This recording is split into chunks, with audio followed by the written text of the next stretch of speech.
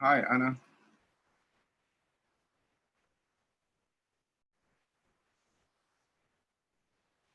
Anna, your mic is muted. Though. Okay. Welcome, sir. Yeah, morning. Yeah. Yeah, okay. Radio Mokoro, good morning. Good morning, everyone. I thought we were maintaining the silence. Until 11, right? I think we just have 5 minutes to go. Okay. Mm-hmm.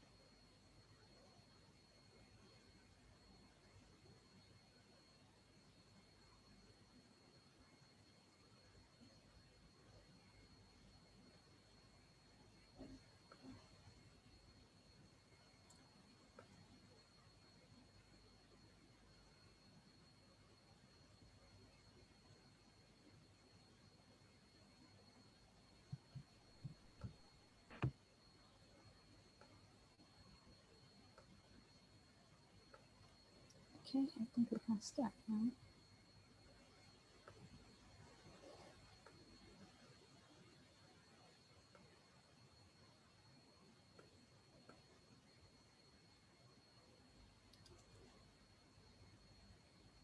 Hello, everyone.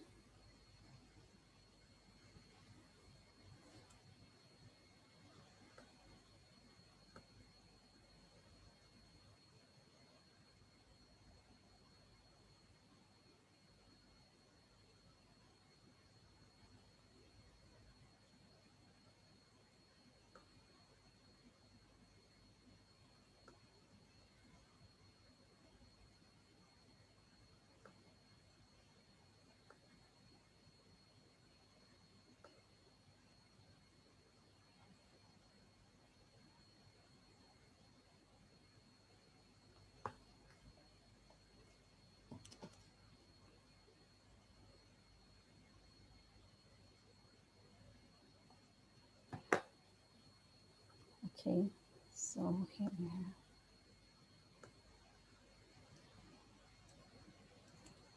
Hello, everyone. Thank you so much for joining our webinar today. My name is Hannah Ajokai, and I am the Knight Fellow for Nigeria. We're happy to have you here. It's the first Icfj Knight Fellowship webinar in collaboration with the International Center for Investigative Reporting. And as you know, today the theme is gaining trust for the media in the fake news era. So it's a pleasure to have you here, to have you sign up for this webinar. We've seen, the landscape of misinformation in the country, and with Nigeria being one of the top 5 biggest democracies in the world, we know like tackling misinformation is a duty, it's a responsibility. But again, we are concerned with the rise of social media and the way people share information online. We are concerned with the media industry gaining credibility so that people can trust them as a source of verifiable information, especially now that a lot of people get their information online. So for today, we have a lineup of panelists. Like, we are so incredibly lucky to have professionals, professional journalists, public servants who are doing a lot of great things. We are so incredibly lucky to have them in our midst. So we have the Honorable Minister, Mr. Sunday Dare, the Honorable Minister for Youth and Sport. It's a delight to have you here, sir. We also have Mr. Dayo Ayeitan, who is the Executive Director and the founder of the ICIR, that's the Investigative Center for International Center for Investigative Journalism. And we also have Fisaya Freyombo, is a frontline investigative journalist. And again, we have Ejiro Umukoro, who is also an investigative, who is a broadcaster and a media manager. So these people will be taking us through, some interaction and some discussions. And we wanted to ask questions. We want to make this like as interactive as possible. So we have the Q&A section where you can type in your questions and we will take them. I'm sure for many of us would have received the agenda for the meeting in our emails. So very soon I'll be bringing on board Mr. Dayo Ayeitan. Mr. Dayo Ayeitan would be giving us the keynote address for this webinar. And just a brief introduction about Mr. Dayo. Mr. Dayo Ayeitan is the founding executive director of the International Center for Investigative Reporting. He was a senior associate editor and Abuja Bureau chief of Tel magazine until May 2010, when he resigned to set up the center. He's a graduate of theater arts / English from the University of Ibadan. He started his journalism career as a features writer with Sketch newspapers, Ibadan, and later worked at the Concord newspapers for about a decade. During the closure of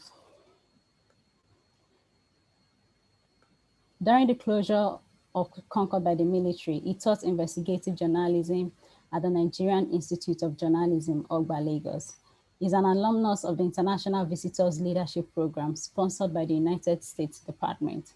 In October 2010, he returned to the US as a fellow at the International Forum for Democratic Studies at the National Endowment for Democracy, that is the NED, In 2017, he became the first Black African Knight Riders Fellow at the University of Michigan. So, Mr. Dio, it's a pleasure to have you here.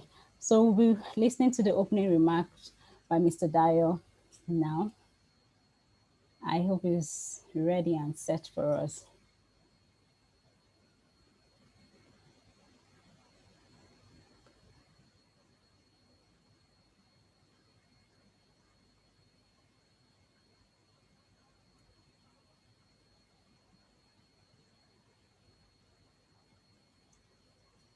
Mr. Ayaton.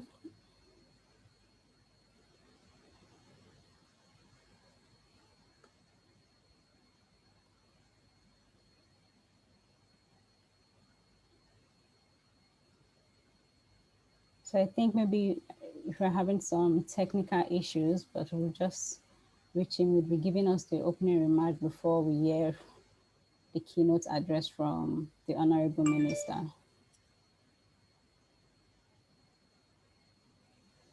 Anna, sorry, I'm back. I lost my internet. Okay.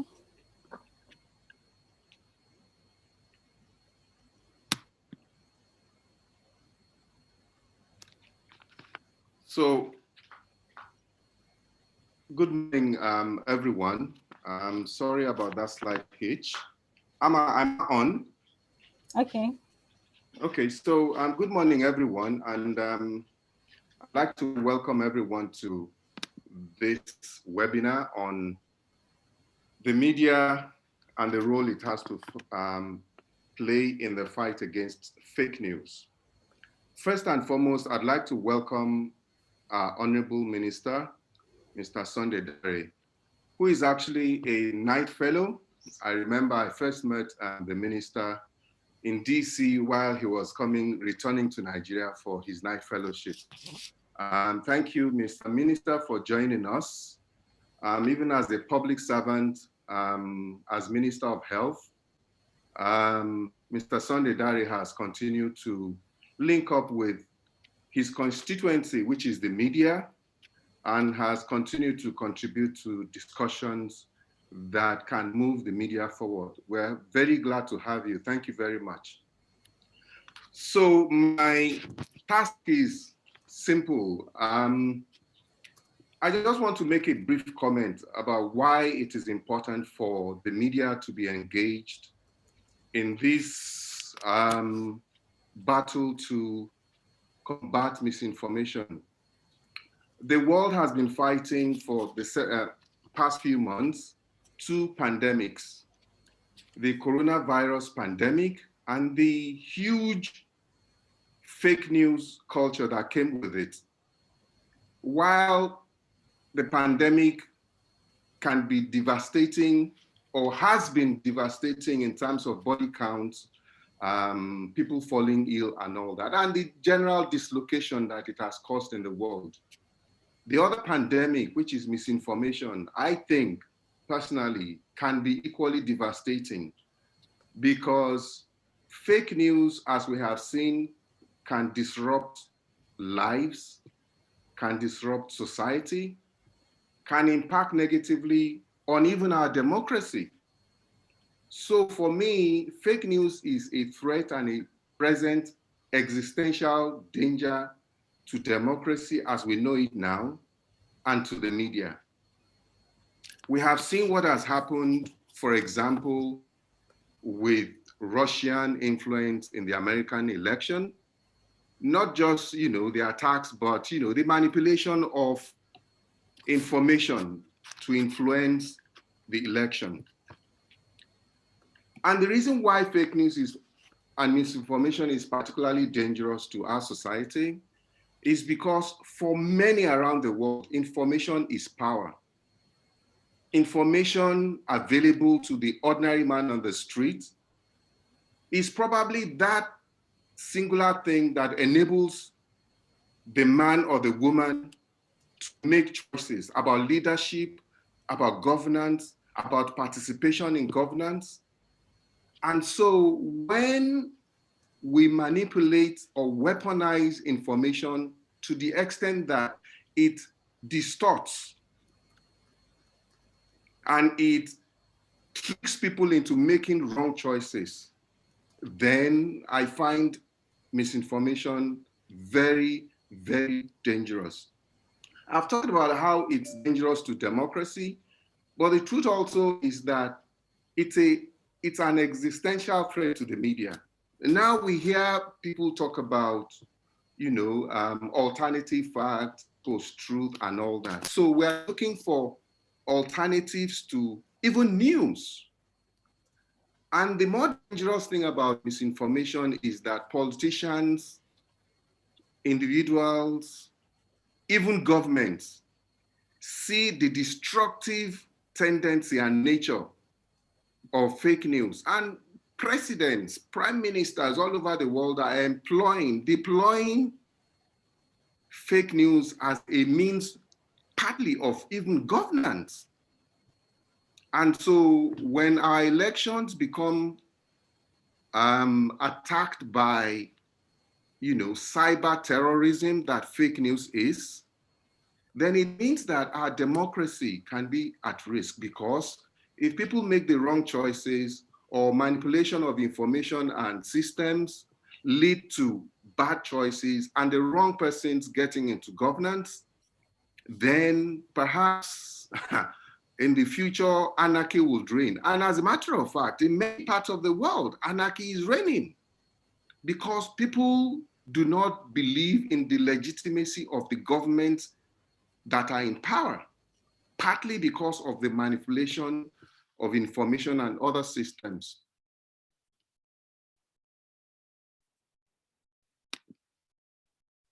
And so I believe that the media particularly has a role to play in fighting misinformation. But rather than what some governments in the world have adopted, including Nigeria, I do not think that we should look at combating or fighting misinformation through legislation or clamping down on social media and all that. I remember about 2 years ago, out of anger about how Nigerians were manipulating, information targeted at the election, I made an angry comment and I said there should be sanctions for such things. And the founder of Africa Check, Peter, educated me, and seriously, I believe that the right way to go, rather than legislation and looking for fake news legislation or looking at regulating social media, the thing to do is for the media, government agencies and mouthpieces to educate. There's a whole lot of reorientation that needs to go on. There's a whole lot of information training that we need to do. And that is exactly what I think needs to be done. The media and the government. In Nigeria, for example, the agency that is responsible for national orientation, this is our job. And that's why, the Icir is involved in this fight through the Fact Check operation we set up, Fact Check Hub. I welcome you all to this discussion, and I wish every one of us great deliberation. Thank you very much. Thank you very much, Mr. Dio. It's a pleasure to have you, and thank you for that opening remark, at least, certainly laying the standard and informing our participants on just, how the course of discussion today is going to flow. Of course, you've said a lot of important things. I am sure that the panelists would also contribute to this discussion. And I'm sure we have our attendees, and they are also keen to contribute. And for the attendees, please note that you have the Q&A box, so you can ask questions and our panelists would take them up. But before we start taking questions now, we have to bring in the Honorable Minister, and that is the Honorable Minister for Youth and Sports Development, that Mr. Sunday Diary. So during the course of his presentation, if you have any question or you have any points you'd like to raise, kindly put it in the Q&A session, and then we can address the question after the presentation. So I'd just like to give like a brief introduction about Mr. Sunday Dare. Like the Minister of Youth and Sport Development. He's the Minister of Youth and Sport Development, and he has at different times been at Oxford University, that is at the United Kingdom, as a United Kingdom Research Fellow. He has been an Harvard Newman Journalism Fellow, New York University Freedom Fellow, Fellow of the International Center for Journalism, and Icfj Fellow. Prior to his appointment as a minister, he served as Executive Commissioner at the Nigerian Communications Commission. Before his role at the NCC,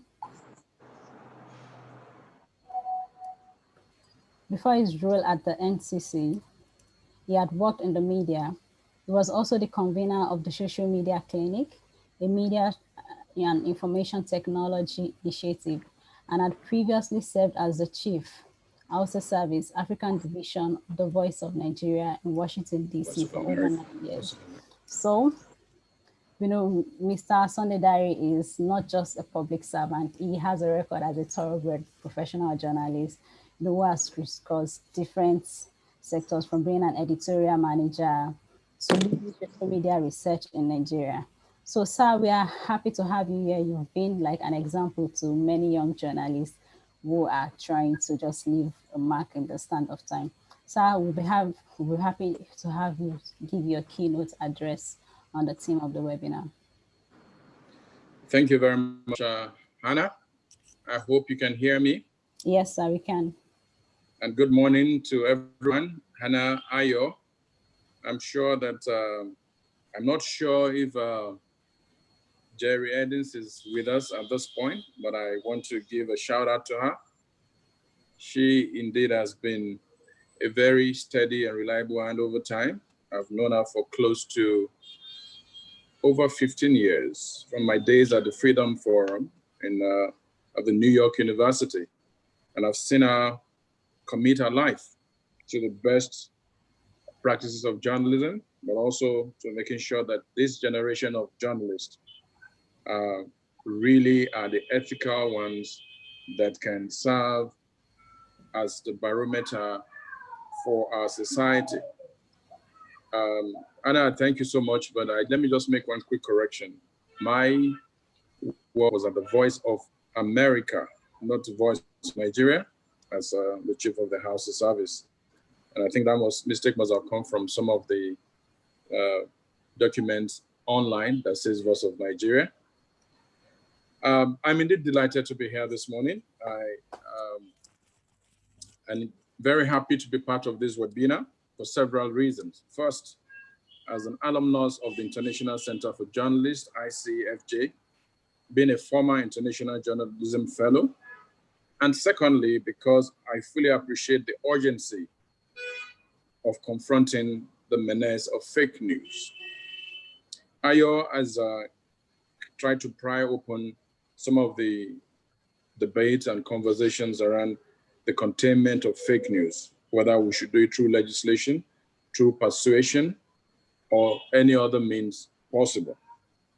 This urgency to confront the menace of fake news was emphasized by Pope Francis in his message for the World Communications Day, 24th January 2018. His Holiness said, and I quote, "The best antidotes to falsehoods are not strategies, but people. People who are not greedy, but ready to listen. People who make the effort to engage in sincere dialogue so that the truth can emerge. People who are attracted by goodness and take responsibility for how they use language. If responsibility is the answer to the spread of fake news, then a weighty responsibility rests on the shoulders of those whose job is to provide information, namely journalists, the protector and the provider of the news. In today's world, there is, in every sense, not just a job, it is a mission. Feeding frenzies that we have and mad rush for a scoop, they must remember that the heart of information is not the speed with which it is reported or its audience impact, but persons are the ones affected. Informing others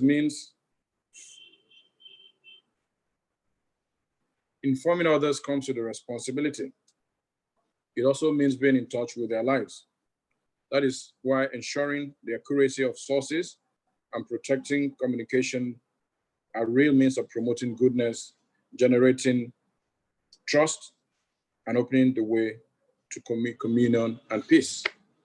The theme of this webinar today, gaining trust for the media in the fake news era, is therefore timely because technology and connectivity have improved even further since Pope Francis gave his charge 2 years ago.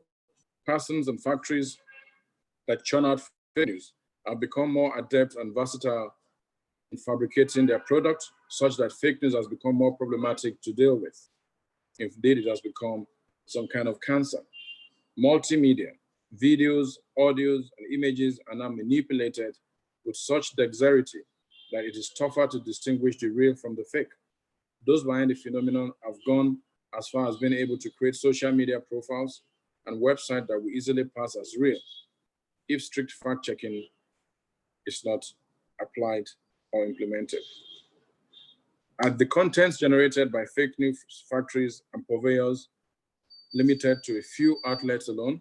Then the problem might have been easily manageable. But with the astronomical multiplier impact of social and fake news is now the equivalent of a weapon that is wielded by its beneficiaries without a thought for others. The response of individual governments and the global response to the COVID-19 pandemic offer unique opportunities to study the architecture and the true impact of fake news. The world was inundated with conspiracy theories, unproven remedies and treatment, flawed statistics, and all manners of content that should not have made it into the news. Fake news around COVID-19 made it into the mainstream news, often with attributions to legitimate health agencies or health workers with bogus identity. Social media is thus multiplying the risk of fake news by amplifying its reach. Once fake news lands on one platform, it is most likely to spread to others like wildfire in the Hamilton. The fake news is thus shared on Facebook, for instance, can instantly get shared on Twitter, Instagram, WhatsApp, etc. Misinformation, disinformation, propaganda, axes are spreading at the speed of light and with such a frequency never before seen. Like in other countries, Nigeria has been at the receiving end. The 2015 general election was targeted with fake news deployed by Cambridge Analytica, working with Aggregate IQ. The Guardian UK reported a whistleblower, Christopher Wiley, as telling MPs the sole intent of publishing the violently graphic video was to intimidate voters. Wiley said Cambridge Analytica sent Aggregate IQ the video after they got banned from several online ad networks because the graphic nature of the content violated the terms of service. The video deployed by Cambridge Analytica, even though inaccurate and fake, was shared by many people on their social media accounts on a scale that has now perpetrated the falsehood of an Islamization agenda. It will be interesting to see what a commissioned research into the impact of that video will yield. The circulation of the video by unsuspecting persons underscores the reality that purveyors of fake news will always find the means and ways of releasing their manipulated contents into the world, knowing that people will share them without interrogating the authenticity or potential impact, which are tasks that mainstream journalists are conversant with in their day-to-day activities.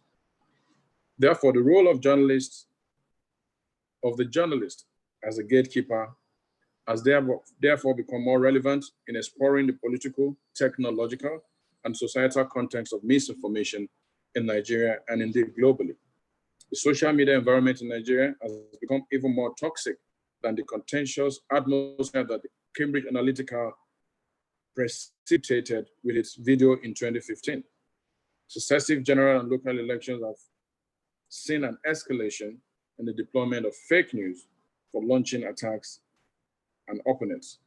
And I must pause here to speak to the fact that my research, academic research work at Oxford University, tried to look at the impact of the news media, the social media, but also looking at how that has come to either strengthen or weaken the gatekeeping role of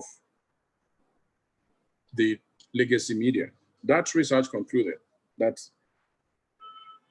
increasingly the legacy media or traditional media must find ways to embrace the social media, but in such a way that it does not let go the very basic ethics and principles of gatekeeping. What we have seen now, the traditional media has indeed embraced. Most of them are online. They have footprints online, digital footprints. But then, I did say then that we live in a world where everyone is a journalist. And that is where the rubber meets the road. With 50 naira, 200 naira, $2, anyone around the world can buy data. You can open a Facebook account. You can open an Instagram account. And you can decide to post your pictures real time, write your stories real time, publish your stories real time. And therein lies the gateway to fake news. The media indeed has the responsibility of coming to the rescue. They must ensure that the public gets good, useful, and truthful information, particularly now that people can act on information they get online and on social media such that they could get hurt, killed, or basically lose their investment in businesses. We still know of the story of how just a young kid in the basement of his father's house in America sent in a story on social media concerning the owner of Apple, claiming that he was dead. And within hours, the Apple shares crashed. Eventually, the truth came out. But before then, several hundreds of millions of dollars had been lost by investors. Anecdotal evidence show that Nigerian youth spend at least 6 hours online daily, which implies they are exposed to fake news for the most part. They are online. This is why the Ministry of Youth and Sport Development, we have continued to work towards ensuring that the opportunities offered by these technological improvements are put to good use. Since the COVID-19 pandemic made virtual meetings preferable, the social media and the internet generally have been deployed for educating and training the youth, which includes modules that teach responsible use of social media. This is the good use of social media and the internet. The youth and people in general should add the additional layer of using these platforms for the spread of truthful information and fighting harmful misinformation and disinformation. So is there a silver bullet to fake news? Yes and no. And the jury is still out. But let me speak to the fact that we can set up processes deliberately on the part of the traditional legacy media. The old-time rules apply. When in doubt, don't print. When in doubt, don't publish. It is often better to be late and correct and factual than to go first and be incorrect. Those rules of the legacy media have not changed. We must have a return to that. While the currency of news is important, that currency can only be justly exercised in the face of the factuality of that report that goes out. So the training and retraining of our journalists, even those are online editors, is extremely critical. To know that whether you're online or you're offline in the newsroom, the rules of engagement of good journalism has not and cannot change. But beyond that, how do we deal with the army of people out there who have smartphones, who have laptops, who have tablets, all with data, who are on these social media platforms and who are beyond our control? How do we deal with them? the society must start to educate. The society must, in a deliberate way, also determine that when you get this information, you need to find a way to cross-check from informal and formal sources. But most importantly, we have to make sure that we don't press that button. The moment you get a story, an information, a video, an audio you're not sure of, and you hit the share button or the send button, you have automatically joined or perpetrated in the spreading of false news. So, moral suasion, the need for caution, before you press that share button, before you press that send button, are you sure? And the advice often is, don't share. Wait until you're sure. But also, I'm sure you've heard of Fact Checkers United. Several countries, several NGOs have set up some level of fact checking. Even Facebook has done that. The Fact Checkers United is an initiative that is called Cross-Check Nigeria and is one of several fact-checking organizations dedicated to exposing fake news and preserving the reputation and credibility of well-researched and honest journalism. Another, of course, is Cross-Check Nigeria and then Fact Checkers United. Their method is simple: to identify claims and post things are fake, investigate them, then publish the real version. Identify the claims and posts and stories that are fake, investigate them, and then publish the real version. I'll still come to the aspect of what should be in terms of the enforcement regime, in terms of the punishment regime that we need, or is it legislation? This aspect was highlighted, that is about the Fact Checkers United, was highlighted in the early 2019, when the BBC organized a symposium on fake news, attracting some of the best thinkers on the issue in Nigeria. Among them was the Nigerian Nobel Prize laureate, Professor Wole Soyinka, who described the threat of fake news thus: I've said this before, quote, that fake news may cause World War III, and that fake news will be started by a Nigerian. Witness the forcing of the country's nationalities into ethno-tribal cocoons, he argues. It is comforting to learn that Icfj is already championing solutions in form of fact-checking through a partnership with 4 media houses, namely Africa Check, the cable newspapers, Dubawa, that is, take a look at it now, sir, under the Premium Times Investigative Journalism Center, PTIJC, and of course, the Icir. I urge the team to look to work with the Ministry of Information and Culture, and indeed my ministry, Youth Development. And indeed, the Ministry of Information and Culture has acknowledged that fake news has consequences on all facets of life. And in 2019, it launched a campaign against fake news, which of course has been effective. By pulling effort and our resources together, as well as the additional advantage of the government buying, and also the buying of the legacy media, the campaign against fake news will be scaled up to make greater impact, even if incremental. We must all declare a war against fake news. We must debunk, we must reject, we must expose at our individual levels fake news wherever and whenever they're perpetrated.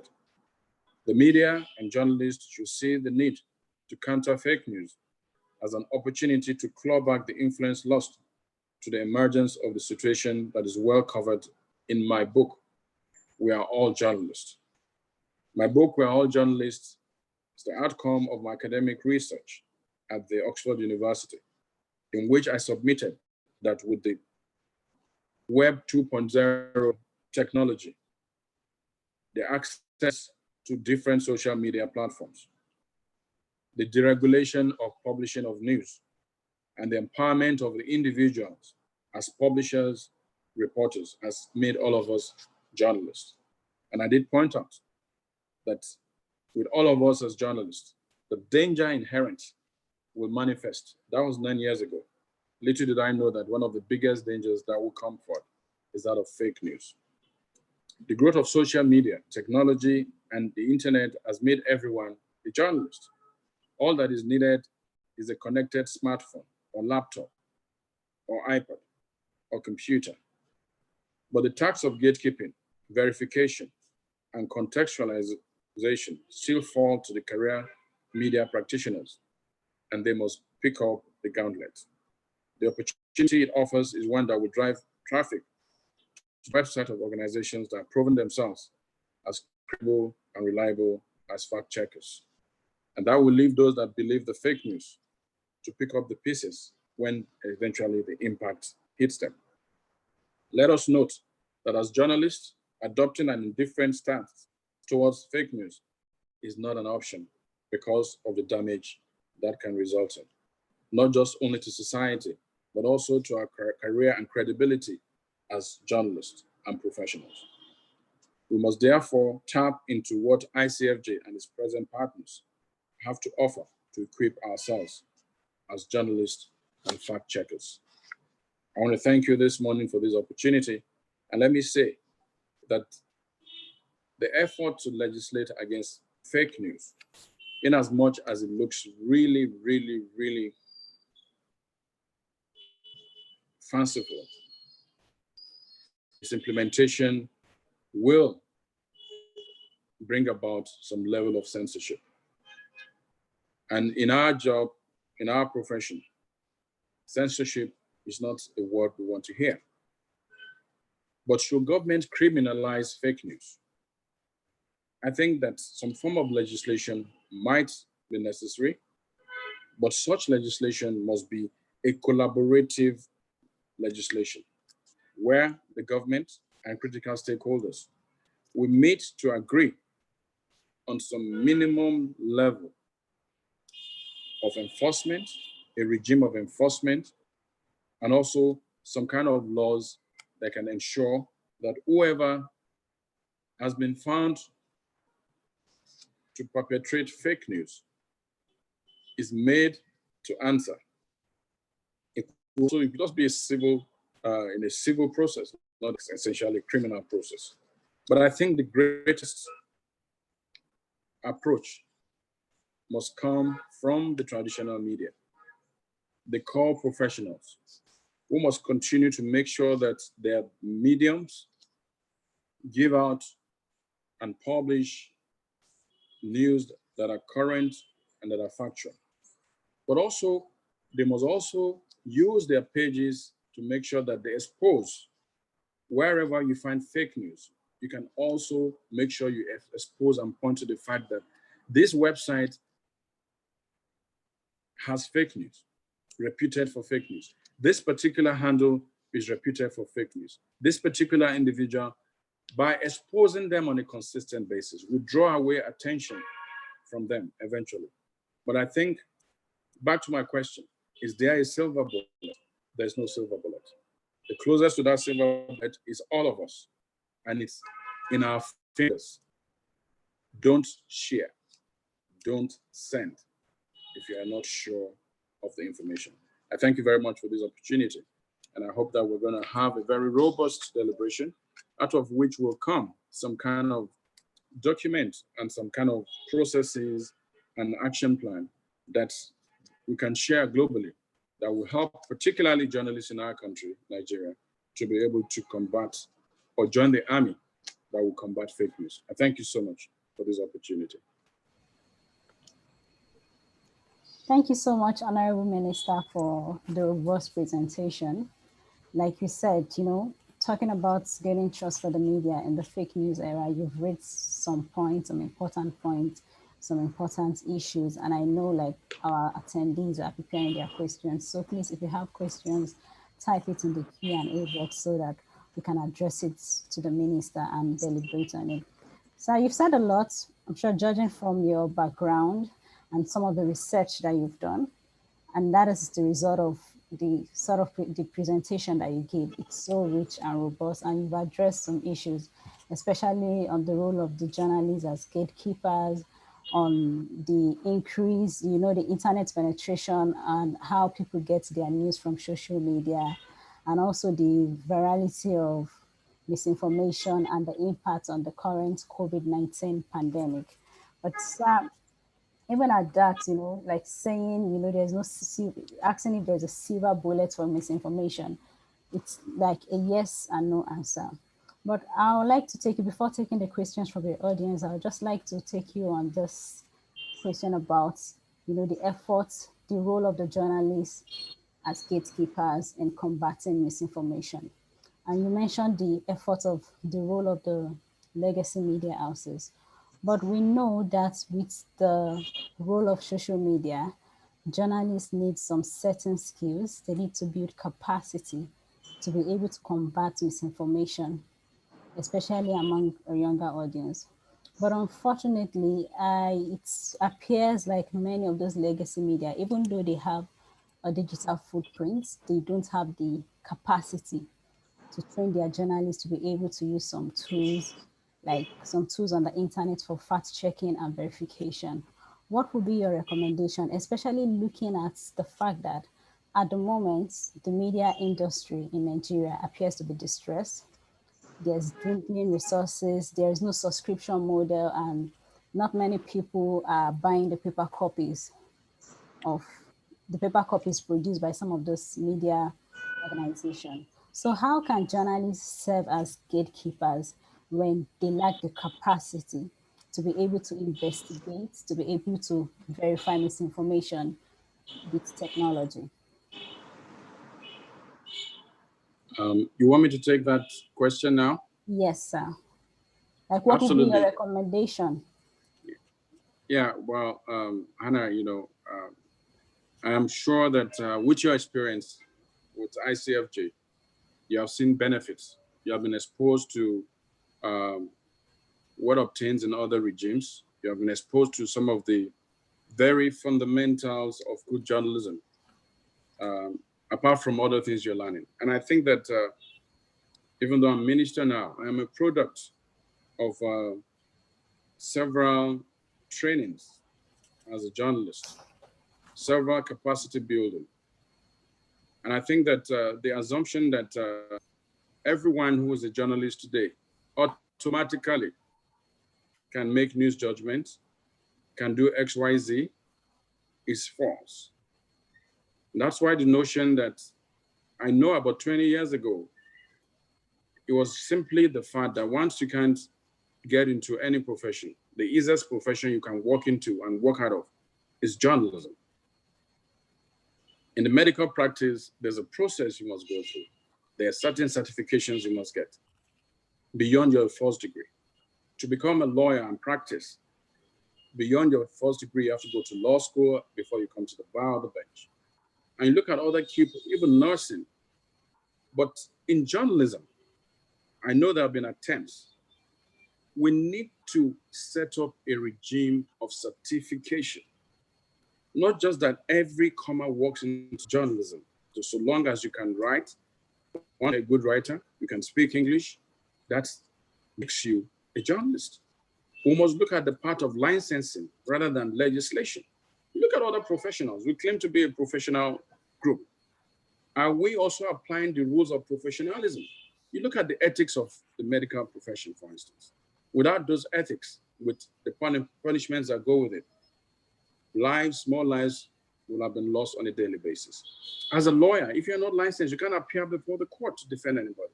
And then when you fail to obey the ethics of that profession, you are sanctioned. Your license is seized for several years. In journalism, it's for all comers. We don't have these certification processes. And I think that as we look at fake news, the institution of journalism must return to that and see how we can deal with that. That's one. Two, I am a product largely of the training and the exposure I've had. And honestly, as a journalist, you need some level of exposure and training. I know that some of those training opportunities within our country are just non-existent. They're so few and far between. Even the ones that are obtained globally are also few. The Freedom Forum that I went to in 1998 has since folded up. The Harvard University, which I finished from 20 years ago, is still ongoing, but it's global. But along this long, reputed, extended one, there are quite a number of others that we can apply ourselves onto. I'm a product of just checking online, following the news, finding these opportunities, applying myself to the opportunities, and getting the requisite trainings. But also, let me bring it down home. Every media organization has a responsibility to organize in a deliberate way, must have a plan of training, either for its photojournalist, either for its political journalist, either even just a general training, maybe once or twice in a year.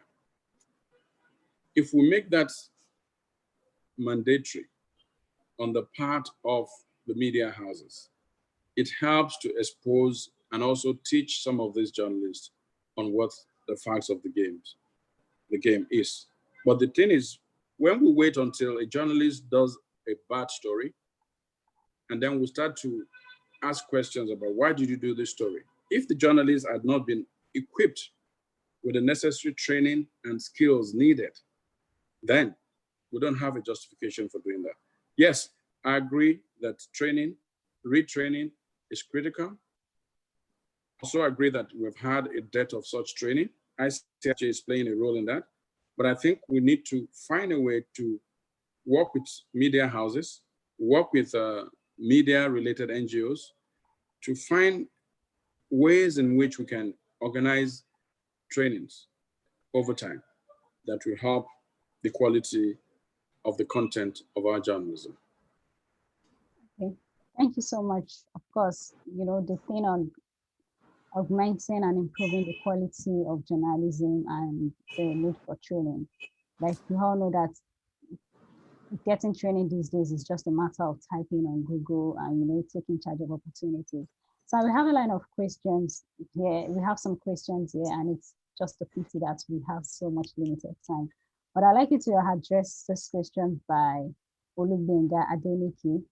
And it says, like, in terms of the proposed legislation against fake news, what will you recommend as sanctions? What do I recommend as sanctions? You know, I try to make a differentiation between, actually, the work I'm doing a work now, a kind of research, and it's trying to look at what are the options to combat fake news.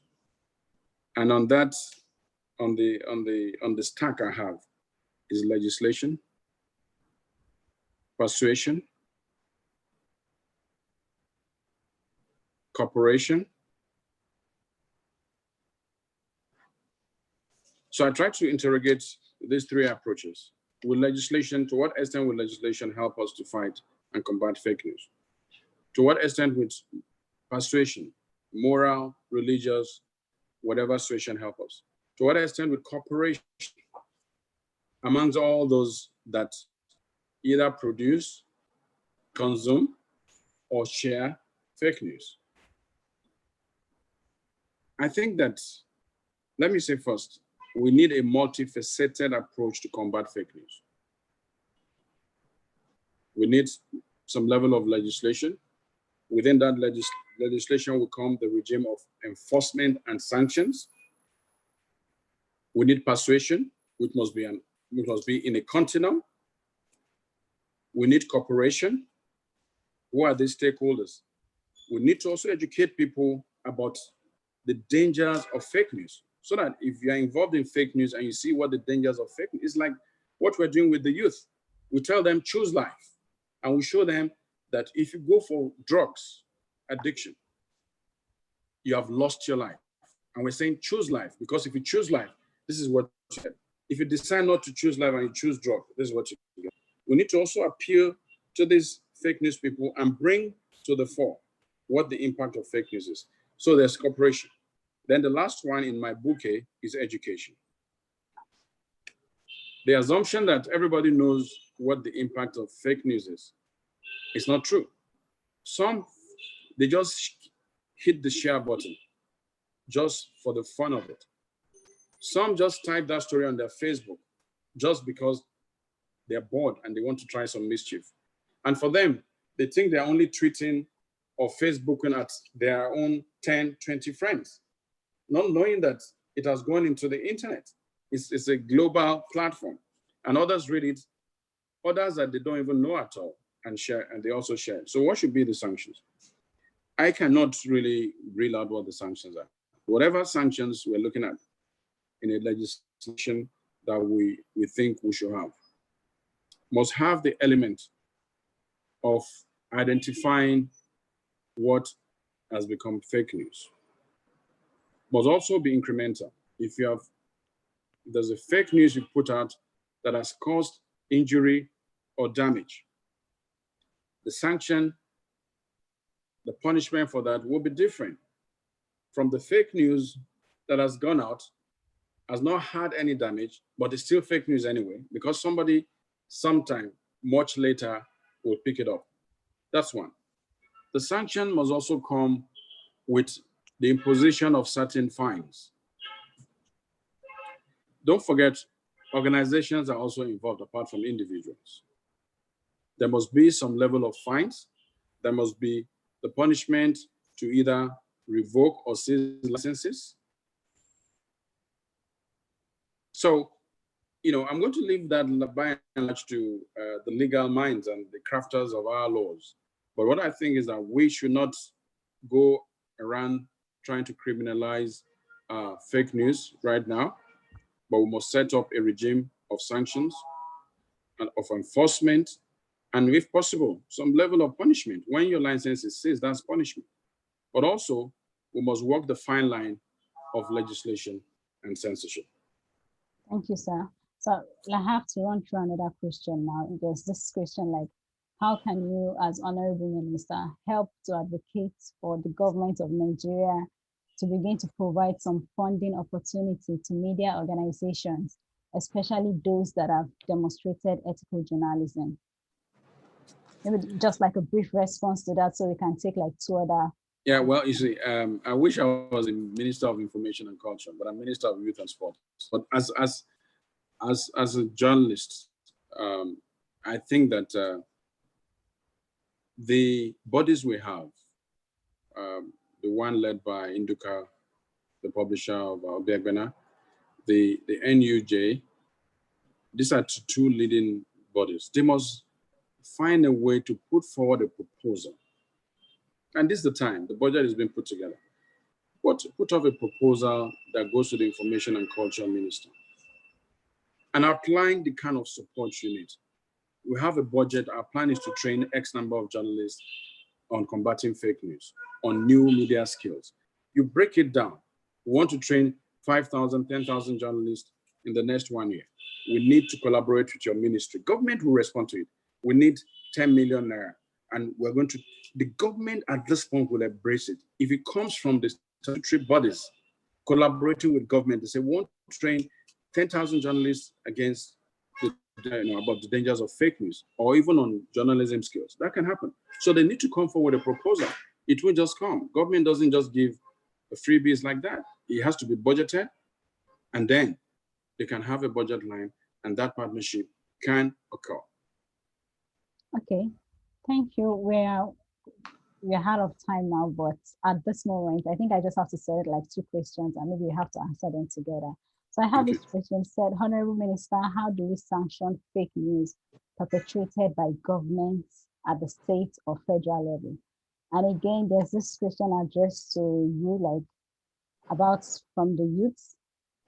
I'm trying to pull that up. Okay.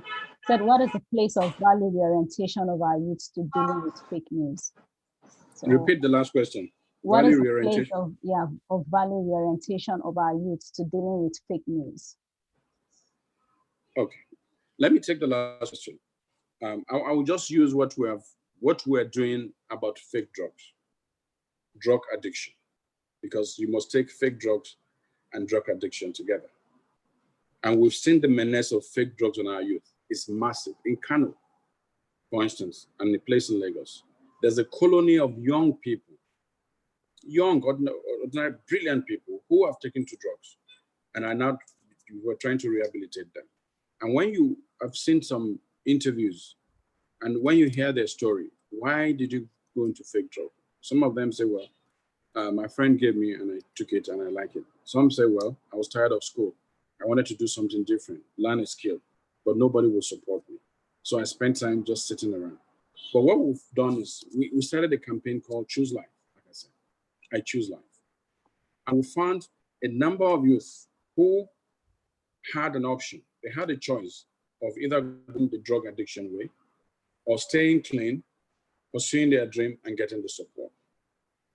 We also have youths who have gone into drugs, but also have come back to say, I went the wrong way. But also embedded in all of that campaign is what are the options. If you say I should choose life, what are my options if I choose life? The option of finding a job, the option of getting trained. And then we open them up to the bouquet of opportunities we have at the Ministry of Youth and Sport and 10 other ministries. We have the information. We at the ministry have created a website called NOYA, Nigeria Online Youth Assembly.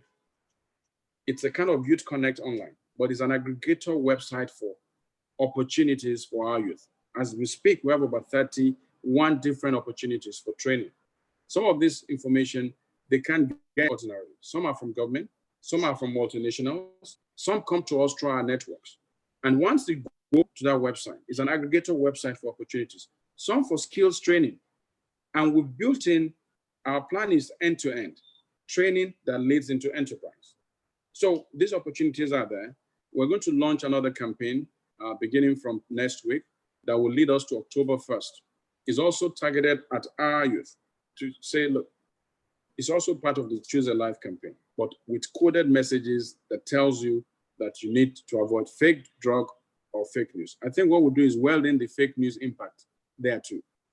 Do the fake drugs and do another module for fake news. And then we can do that. We have competitions. They come out with messages, powerful messages. And those that have the best messages that can speak to the dangers of fake news or fake drugs get rewarded. When it comes to, so that's for value reorientation. Sanctions for fake news coming by government. No, that's something else. We've been looking at fake news from individuals, their ordinary citizens. Now, when fake news comes from government, that is a big problem. But then it's the same response. The media is the fourth estate of the realm. I know one of the lessons I was taught was that as a journalist, you must hold the feet of those in power to the fire. I was taught over time, and I cut my teeth as an investigative journalist. You must investigate and find out. I've also learned that the rule of the thumb is that if you're in doubt, don't publish. So the first way to fight is not really a sanction. The first one is to say, as a journalist, you have the power to publish. If you know that this report from the government is fake, don't publish it. Don't share it. Don't propagate it. But don't stop at that. You need to find a way to query that information, to call up those involved with that information to say, is this true? But more importantly, you need to investigate. If they say, oh, we've given out 40,000 liters of water to Kano State in the last 1 month, you need to investigate. Is that true? You will need to get out there, ask people, has your tap been running? Is it true that you've had water in the last 3 weeks? What is the quantity of water that Kano State needs in a day? Is it 400,000? So if you claim you've given out 4,000 out of 400,000, you can't claim you've done what is right. So, sanction has a place. But I think also the way we can really check this is to make sure that when there's fake news from government or suspected fake news, we should do what is necessary and commanded and required by the ethics of our journalism. And the moment we expose that, there's an element of sanction there. Because you often find that government cannot directly sanction itself. But when you expose government fake news, that organization is forced to take back the fake news, apologize, and it suffers ridicule in the eye of the public. And I think that that's the way to go. Thank you, Honorable Minister. Like, it's been a really engaging session, and the Q&A box now, you have a lot of questions, but I'm afraid we can't take that because we are over time already. So our attendees, Omolola, Jay, Victoria, Bankole, Opayemi, we are so sorry we can't take, the Honorable Minister can't take your question for the sake of time. But I'm sure if you stay along, like from the presentation from other panelists, you get some of the questions answered. And we hope that like some people have requested if your address, the speech can be made available so we can share that with our... Yeah, today we'll send it to you shortly. Okay, thank you so much, sir. It's an honor and a privilege to have you. We are so grateful. And we hope when next we call on you, you'll be available, sir. Absolutely. Okay, Absolutely. thank you so Thank much. you. Thank you, everybody, for listening. So we had the Honorable Minister, Mr. Sunday Dari. Now we'll be having Ejiro Umukoro, that is one of our panelists. Ejiro Umukoro, she is a multi-award-winning broadcaster and investigative journalist. She was nominated for the Icfj Night Award and was an awardee and fellow of the Wole Soyinka Center for Investigative Reporting Women Leadership Program. And she's also the winner of the British Council International Communications Entrepreneur, representing Nigeria at the Global Awards in the UK. She has served as a mentor with the ICIR MacArthur Foundation Capacity Building for Journalists, and she's the pioneer general manager of Mega 89.1 FM Warri. So please make welcome Ejiro. And Ejiro today will be talking to us about information overload and the digital ecosystem, how the media can regain trust in a post-truth era. So Ejiro, you have the floor. You know, I almost wish that the minister would just continue. I mean, he had everything. He gave us some very powerful nuggets right there, and he actually navigated through some of the topics or areas I had hoped to also talk about, which is quite good. So maybe for the sake of repetition, we're just going to re-emphasize some of those key points so that at least they kind of sink into us and we begin to have ownership of that as well. Now, for my topic, which I was given to handle information overload, the digital ecosystem, and how we can regain trust, that's a very loaded topic because you're talking about the fact that post-truth is a big deal. We're also talking about the digital ecosystem. And then we talk about how we can actually bring trust back into the legacy organization, as well as the much more modern online businesses who are into the business of media as it is. Many persons may not even know that when they hear the word post-truth, it's actually referring to a situation where objective facts no longer shape public opinion. In other words, when we talk about post-truth, we're saying that people actually appeal to their emotion or their personal belief as the yardstick, the standard for which they actually make decisions. So that back in the day when we used to have very formidable institutions, the education institution, the religious institution, we had the philosophical institutions as well, who were great speakers who could come out and say, this is our observation, they talk about this, and they present it. So we used to have authority figure back then. People used to say, oh, there is one truth, you know, there's one standard, there is one quality of how standard in terms of information should be. But we now realize that what has now happened is that these formerly major institutional truth teller and publicists are no longer being seen as the standard for the measurement of what truth should be. Instead, what we're now beginning to see is that what has come to be seen as the popular conversation. So when something is popular, people tend to feel that it is true, but that's not the case, because popular truth is really a weak form of knowledge, which is more like opinion based on trust in those who are supposed to know this information that has been spread around and that became viral.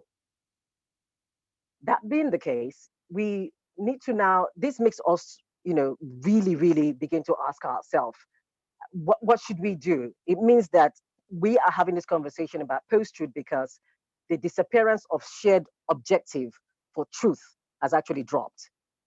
There is no law, it's so phasey, it's so hazy right now. The lines are blurred. And we are beginning to ask ourselves, how can we differentiate the information dispersers over the core professional journalist?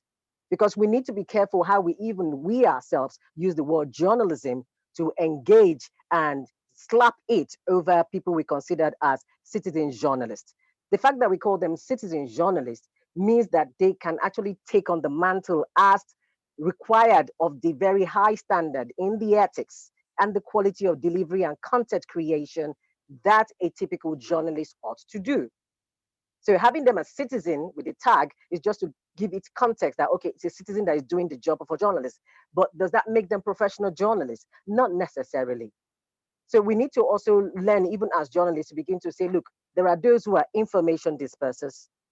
We should differentiate them from what true journalism is, which is what the minister actually did emphasize earlier on about the fact that, look, we have to appreciate the fact that while information is out there, we have to understand that we are the journalists. This is our job. Somebody who is in medicine cannot just be anybody off the street.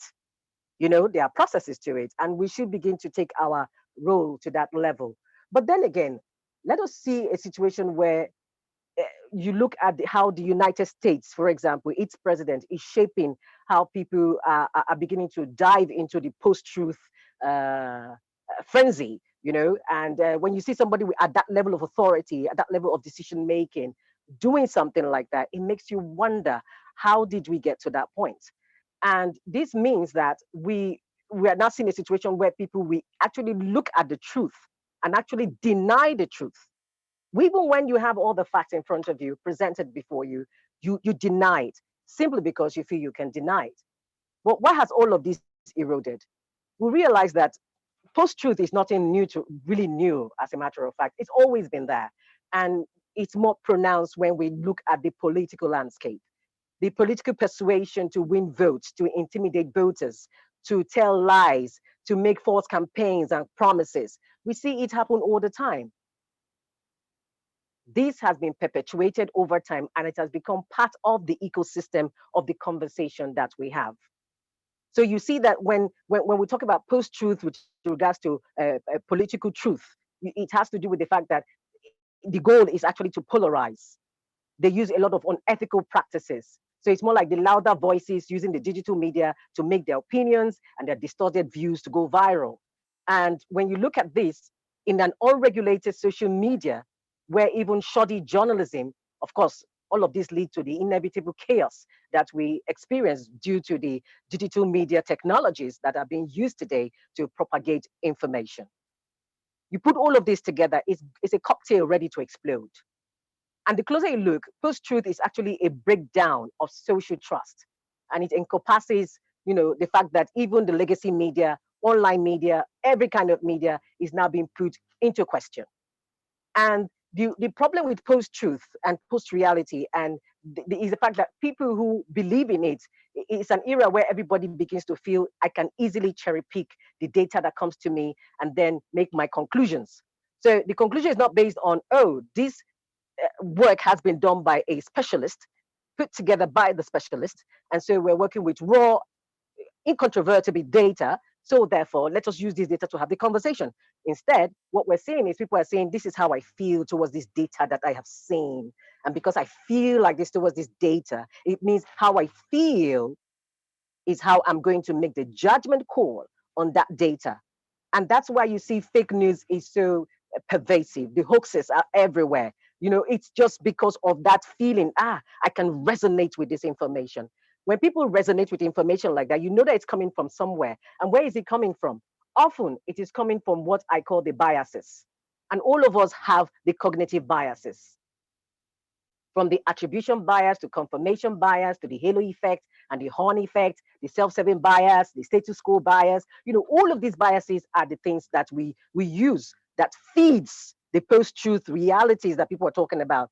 I mean, you see a situation where, look at the Edo State matter that is going on now, where at one point in time, in getting into governance, your certificate wasn't required because you had the backing of somebody who can push you.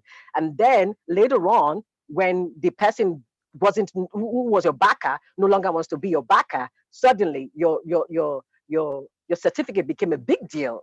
And then we see how the juxtapose of the reality where people can feel that they can move from one party to the other and change, even while in sitting legislative positions, or even being appointed positions. It just leaves you wondering, so anything goes. And that's where we are at. And this is what is fueling what we have. Because when people have cognitive bias, it's a very systemic pattern of deviation where it is away from the norm and all forms of rationality in terms of judgment. So it's not a case of this is normal. It's not rational. Those are cognitive biases. And then you see, for example, individuals who depend too heavily on the initial piece of information that has been offered to them. Now, once they see information, they just concluded, oh, it came from this person I consider an authority figure. So therefore, it means it's going to be true. And this we see even in the media space, where we see some notable names in journalism. When they speak, what happens? You see all the media journalists lampoon on the information by these so-called authority journalists. Do you get what I mean? And then we now share this information by this person. We forget that these are just opinion pieces of this person. And when journalists now begins to write this information, because there's this a bit of cognitive bias or attribution bias, the confirmation bias regarding this person, what happens is they now carry this person's information and present it as news. We see editorial becoming more of news rather than the fact that, look, more of opinions rather than the fact that, look, this is a sit-down curated discourse where we have just looked at the entire gamut of the situation and we're presenting it to you. So when we look at all of this, they all fuel it. Because, for example, the attribution bias means that, even when there is systemic errors that are made by people, you'll get what I mean, they still find reasons to justify the behaviors of others. We see it in Nigeria. See, for example, when we have this conversation and say, the person way come from our place, leave them 9 ton to be inside politics. Those are biases. Even in the face of utter poor performance and failure on the part of this political appointee or somebody who has been elected to office, we allow the bias to feed us and say, let them come back now, our person. It be like, make it bad. Now for us, it bad for us, but now our turn. So all of these kind of things fuel the kind of conversation that we have in Nigeria. And then when you now go back to, let's looking at how can we begin to really, now that we've understood what's causing the reasons for the erosion in this matter, from the questions of ethics to the epistemology, which is, of course, understanding the fact that knowledge itself, the method we use to validate the scope, the distinction between justified belief and opinion are two separate things. We need to differentiate them. We need to understand that ethics, values are not the same thing. Even in conversation, we need to separate opinions from facts. And what you see is evidence and has been verified beyond incontrovertible arguments. So we already now see where the erosions begin to happen. But now, let's see how we can bridge this gap. For example, you talk about when we did a study and we went to check out to see how do people really get their information. And we realized that the 58.6% of the respondents made it clear that they get their source of information from interpersonal networks. Now, the interpersonal networks, as we all know, are so interconnected with people we know, families, and the Facebook is a good intersocial network. So it's Instagram, so it's WhatsApp, and every other form of social media you can think of. Even Twitter itself is another form of inter-network sources where people get information from. Now, imagine that large number of persons getting information from such kind of network, especially, for example, the WhatsApp. You are in a WhatsApp group and you see the proliferation, the information overload that is in front of people on a constant basis. And the reality is why post-truth is such a big deal is because this information overload is driven by people who are so desirous. And so, they're already so, they become addicts to information. And so they go to the internet, they surf the web, they can be there for hours upon hours, just gathering information. And before you know it, cognitive dissonance sets in and all of that. At the end of the day, 36.1% identify that their news sources come from the internet. And if they come from such from such sources, it means that we as the media people, legacy media, for example, I belong to the legacy media organization because we run a radio station here, and we also blend it with using the internet, which is the website and our social medias to connect with people. While that is good, the question is, how well have we also tapped extensively and connect the convergence between our legacy media and the reality of the digital space? With regards to the information overload that they get, how do we also manage this for the people that we serve, the audiences that listens to us, who follow us, who likes what we post? So these are the conversations we're having. And then we realize that citizen awareness is key. Even in the content, in the way we've designed our program here, I was deliberate about it to see that the spirit behind it is more of an investigative journalism spirit. That's what should guide it. We don't do regular beats. It's not a beat station. We are driven by investigative journalism approach. And this is because we are very keen about citizen awareness. We know that knowledge is power when put to good use. I believe that strongly. It's one of the ethos I have. Knowledge is power when put to good use. And then we've seen a situation where we need to involve government, get them on their toes, really, really talk to them. I remember how I did an investigative story that has to do with COVID-19 on the lockdown issues with regards to sexual gender-based violence, as well as children, broken boys and broken girls trapped under COVID-19. And I realized because of how I began that story and the fact that I had to make a public vote and call out to the government in my own state, they speedily had to pass the VAP Act because I called them out. I said, you cannot do this to us. There is no VAP Act. We cannot enforce. We don't have teeth.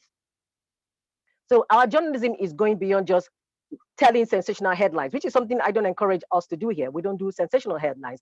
If you're going to have an attention-grabbing headline, the goal should be that it should be something that is also solving problems for people. It should be something that also address them and challenge into their concerns. I say that along with my crew here, or the team here. And I say, look, how would somebody look at that headline or that topic and connect with it? Because at the end of the day, it's about emotions, whether we like it or not. It's emotions that drive people why they cherry pick on the information they want. And that's why post-truth thrive in our present reality. And then we need to have cases where we need to do more training. It's non-negotiable.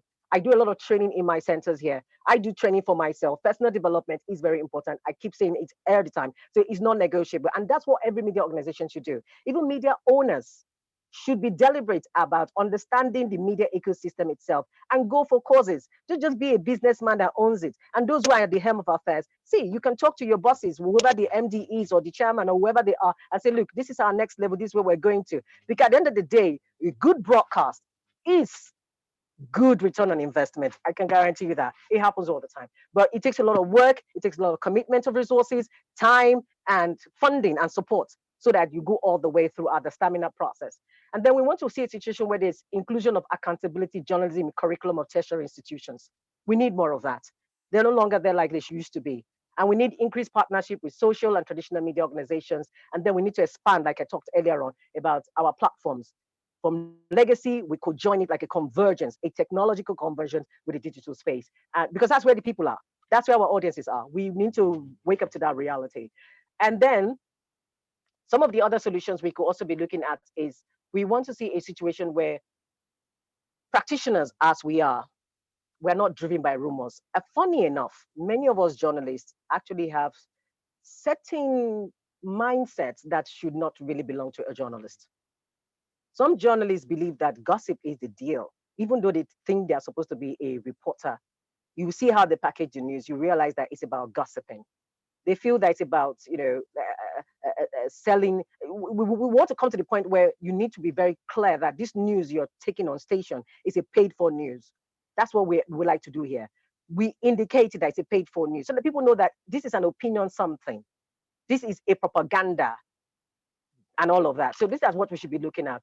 Now, we also want to realize that the NUJ, the NAWOJ and all of that, they need to get to a point where we need to know that, look, at the end of the day, the reason why politics is taking over us is because we've given our power to the politicians. We need to get to that point where we know that, look, it can't work like that. the NUJ office should not be something that the government thrives on and gives direction, and you have the Commissioner for Information telling you do this and do that. No, it should be an independent body and should operate as such. Even online individual freelancers who are also doing the same thing, they need to sit up and do all of that. Next, we also need to see a situation where we want the crowds to be part of what we do. So even the user-generated content that we get from from people, we want to teach them how to also comment on our spaces, on our website, on our social media handles. We can direct them to do all of this. And we understand that this is why this is taking place the way it has done so far. Media organizations should learn to collaborate more. We have so much to do like a hive mind. There are many ways of areas we can collaborate in terms of even content curation, content generation, and even multiplying it itself. And I think the way we're going now, we should be thinking of becoming a niche organization. Media should become a niche thing where you are, is it core investigative journalism? Is it core lifestyle you want to do and then get down to it? Is it core developmental story? Is it core solution journalism? All of these are the things we should be doing. Now, we also are part of the people who allow politicians to break the law in terms of hate speech. We don't hold them to account. It's time we begin to also hold them to account. We cannot do this. We cannot allow this to continue. We cannot also be publicizing them. That's why one person who is a politician had the audacity to call a journalist by a very nasty name. That's because we tolerated it. We need to know our stature. We are the fourth estate. After the executive, the judiciary, and the legislative, it's us. We need to get to that point where we understand our stature, our value, and carry ourselves like that. We don't tend to do that. It's more of a beggarly approach, and we need to change that. That's why the brown envelope is such a big deal in some conversation, even though we don't practice it here, and many others that I know do also practice it. But quite a lot too are into that because they feel there's no other way out. When the case is many media journalists don't even want to go and learn the courses themselves. I've seen where I have given opportunities for media practitioners to come and learn, to be trained, and they don't want to be involved. So the fact that many journalists are unwilling to also change their habits in terms of learning, we have a problem there. We need to begin to actually change that. Many of us do not even explore the digital tools that we have. TinEye, reverse Google image research, and stuff like that. Many of us are not even aware of these tools. And when we're exposed to these tools, some of us don't use them. When we remember that the power of analytics is also can be misleading. As much as AIs are good, analytics are the buzz. We saw what the Cambridge Analytica could happen to people. The fact that people post things online, that's why even you as an individual, when you're posting, remember that social media, on Facebook, the content is not your own. You don't own that content you post on Facebook. Yeah, you don't. Go and read the fine thin lines. It's there in the terms and conditions and privacy and all of that. You don't really own them. So now that you don't own them, what are you going to do? You're going to ask yourself, anything I post, remember, it forms its own aggregation. This is a digital ecosystem. And in the digital ecosystem, what will happen is information aggregation happens. And when they happen, it becomes a conversation in the civic space. And the civic space is where people make decisions. It's where people have interconnected networks. And this is how they share things. So when you're posting next time on your social media handle, just remember that that single line, those words you use, how you coin them, the pictures you use, they are all part of whether you misinform, disinform, or propagate falsehood. Let us take the self-check. Let us have the discipline to self-regulate. And I think we can go places at the end of the day. Thank you. Yeah, thank you so much, Ejiro, for that. Thank you for ending on that powerful and strong note. I know we have like different people, like our attendees, their career paths cut across different fields. But for the journalists amongst us, I hope you take into how what she said about, carrying yourself and giving yourself some sort of respect. And I would just like you to address this question by Kemi Busari, and it's like, I'll just try to summarize it. So some scholars posit that we no longer have fake news and real news as opposites. What we have is your truth and my truth. And in this situation where people are comfortable and confront you with their bias for fake news, how do the media journey this modeled path? I just provide a brief response to that. The truth is, let us be realistic as well. There will be opinions, like I said earlier on. There are also facts. We as journalists, as the media, we live in the realm of facts. So if some persons are positing that your truth is your truth, mine is my truth. We understand that in terms of the narrative of personal experiences and things like that. And we also need to be very careful, because in reporting, this is part of where it's tricky. In reporting, you try to tell people's truth as they said it, as they experienced it. But then you, as a journalist, in now reporting it, you now disconnect and detach yourself and then present the other part of the story the other person does not see. And that's what I have done in my investigative stories. I just listen to people when they complain, when they talk and speak their truth. I honor it. It is valid. But the next thing I do is I also go and get other facts, other realities, merge them together and create a complete picture. Is the lack of complete picture. That's why we have cases of post-truth realities and people cherry picking as much as they like. But if you give people the right information in one single dose, remember, attention lifespan is really breaking so slow. People are just like this, like that. So you think of the best way to distill all of this in one perspective and present it to them. That's where we're going now. It's not so much the length of the story, although I am a long form journalist kind of person, but I also realize that even in that long form, you can push it, you can put it together in a sharp bite and give the core things that matter so that it's a total perspective. Okay, yeah, thank you for that, presenting the news in a total perspective. For Zainab Sani, she's like, I would like you to touch on how journalists, newsrooms, and platforms can collaborate. Like, I'm sure she means collaboration in terms of fighting misinformation, especially on digital news platform. Okay, so for example, in the media space now, there's something being done by People's Check. It's a young organization of students in Nigeria, and I need to give them kudos for that. That is just brilliant. They have taken it to the next level. They are part of the solution we're talking about, bridging this gap and encouraging younger youth to be part of it. Now, when you have people like that, whose specialty, like I said earlier about niche, that stations should begin to go into niche aspects, or media generally should begin to become niche pockets of people. You will see a situation where somebody who is an expert in fact checking, if your organization does not have the capacity to have a department of fact checkers, you can collaborate with these fact checkers and verifiers to have a special program dedicated to churning these kinds of content, curating them properly and distilling them in such bite size that you can now use, for example, like in broadcast media, to give to your very large public audience. Another way we can collaborate, for example, I have been working with the print media. I am in the broadcast media, right? But I've also dovetailed into the print media in journalism in that aspect. So what I have done is I try to balance my aspect as the news media, because we tend to go with beat reports, which is something I'm changing. And I said, no, if I wear the cap of investigative journalism, it means that my radio station will be driven from that spirit. We will be thinking, how does a print takes time to get the detail, and then have that kind of skill set embedded in our staff so that they can be better at doing that. So for example, you have Premium Times, you have The Guardian. These people actually bring us some very powerful truth or long stories as forms. What you can do is you collaborate with those kind of top high level integrity driven data fact checking organization and partner with them so that your news is richer.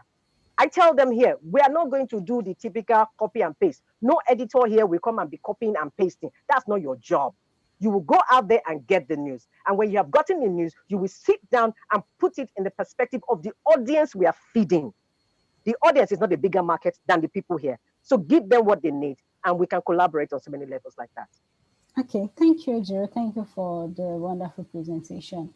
I think before we take on the new speaker, the next panelist, if you can just sum up an answer to this, and that is on the role of social media platform themselves in flattening the curve of misinformation. By social media platform, I mean Facebook, Twitter, Instagram. What should be their role? We know WhatsApp is doing a lot, not really doing a lot, but at least they're putting out some media literacy projects. You read some things in the newspaper, and they're trying to sponsor research in the area of combating misinformation. Looking at the African media landscape, what do you think they can do more on how to flatten the curve of misinformation? And I have another question here from Bankole, and it's do you think, you said journalists should sponsor or push for passage of bills that could help drive development in the society. do you think this should really be the business of journalists? So if you can just sum it up together and you can have a conclude on that.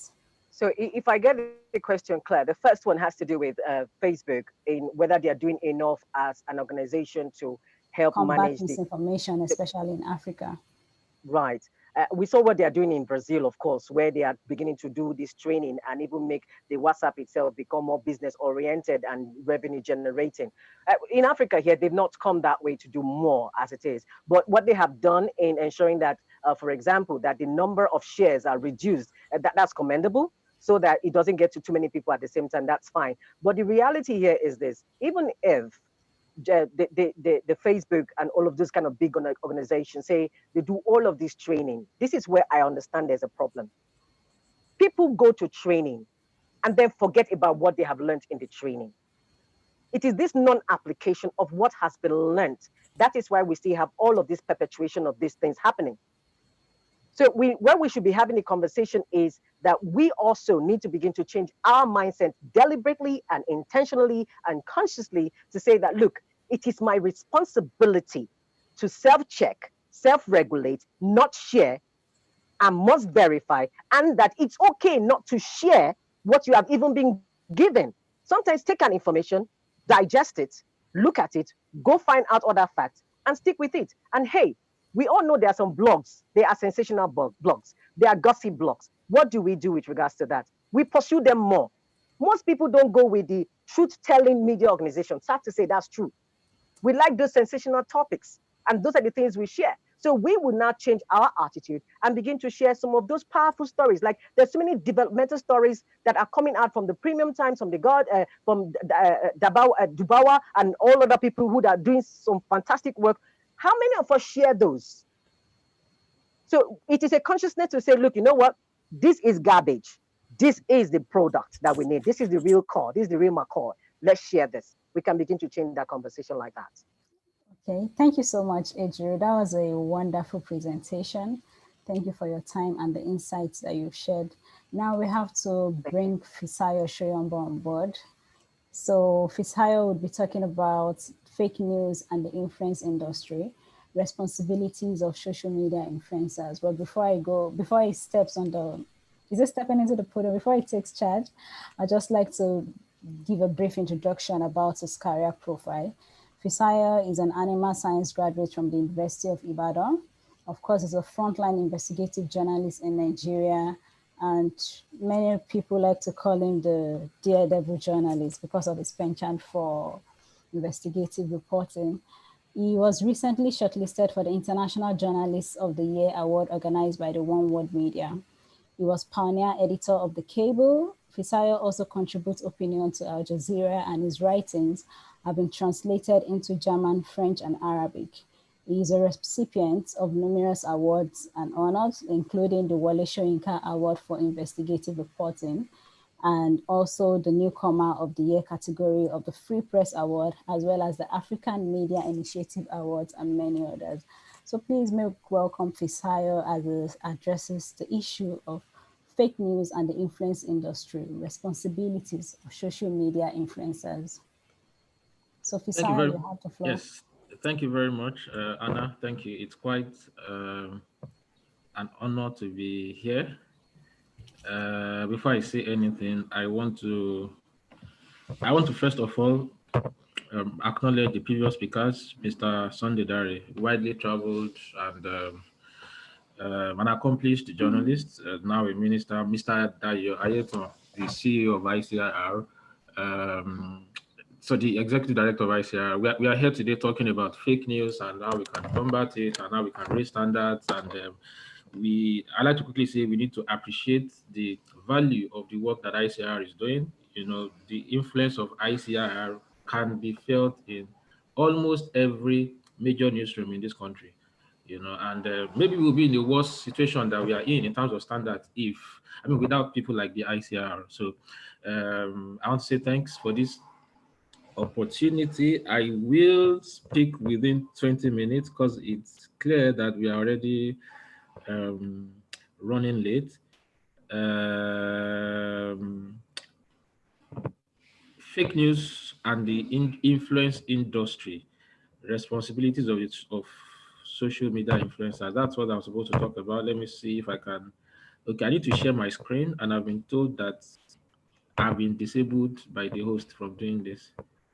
I think we can fix that. Like the host you should be able to share your screen. Nah, it's telling me host disabled participant screen sharing. Oh, I think Yes. IT guy is on. Maybe you just continue and we'll try and sort that out. Just carry on Uh, from what you have on your screen. I actually would. It'd be nice if I. You can try share now. Okay, I can do it now. Okay, cool.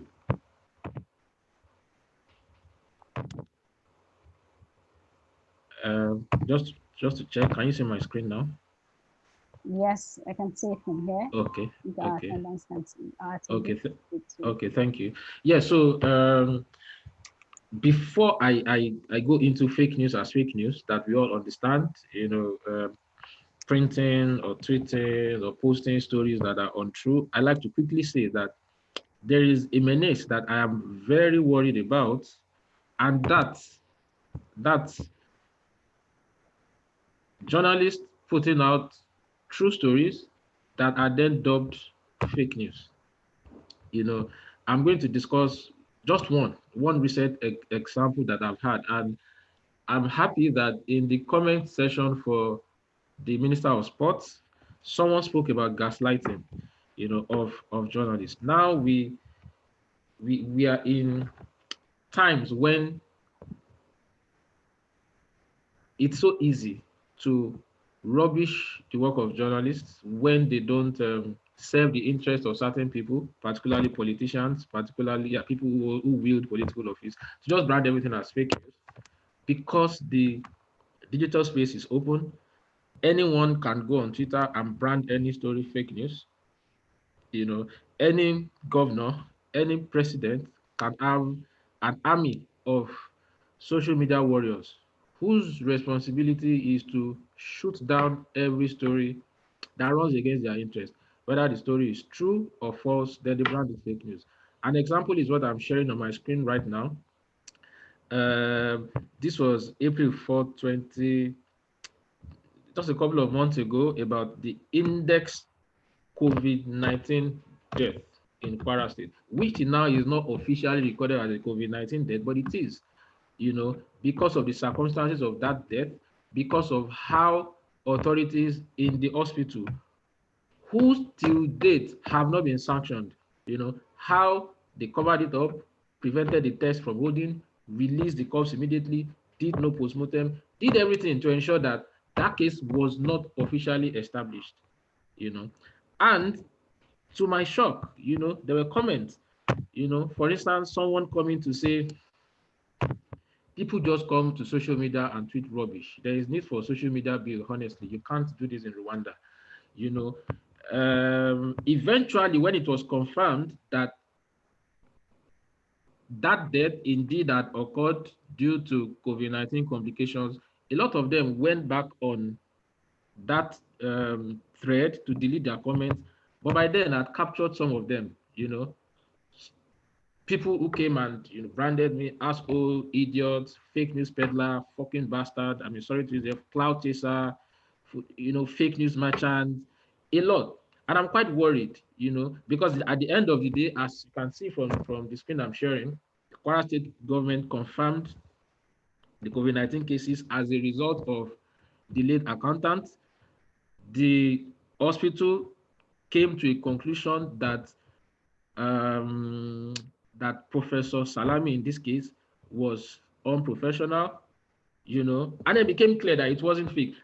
Quite a few examples like that I can cite, and I'm quite worried that, people who don't like critical journalism seem to be finding it so easy, to get away with simply branding a story fake, and then people just go with it. People key into the bandwagon and continue to pass a true work of journalism as fake. I'm quite worried. I think that is quite as dangerous as fake news itself. But in this era, this is a particularly important topic to discuss because I recognize that it's a pandemic. Nobody wants to die. People are looking for information at all costs.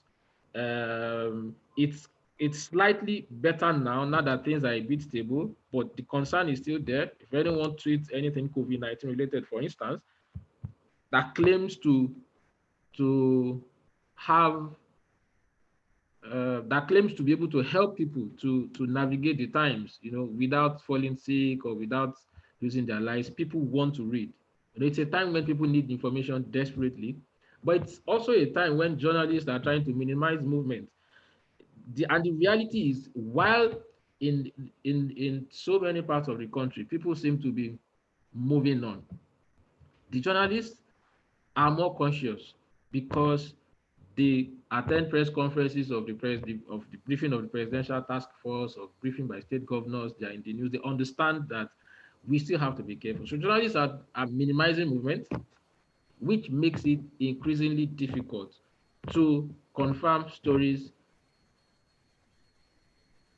physically.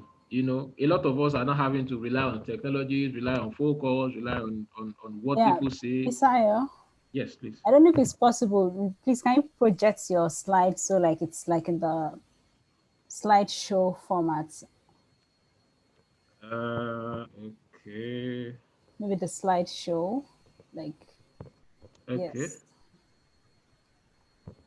Starting from current slide, one of our attendees just made that point, so we can. Okay. See. Is this better now?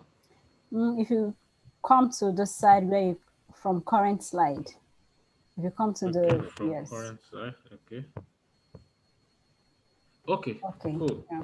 Oh, sorry. So just to quickly run through what I shared before. I think it's bigger now. So story that I referenced, and then the effort to discredit it.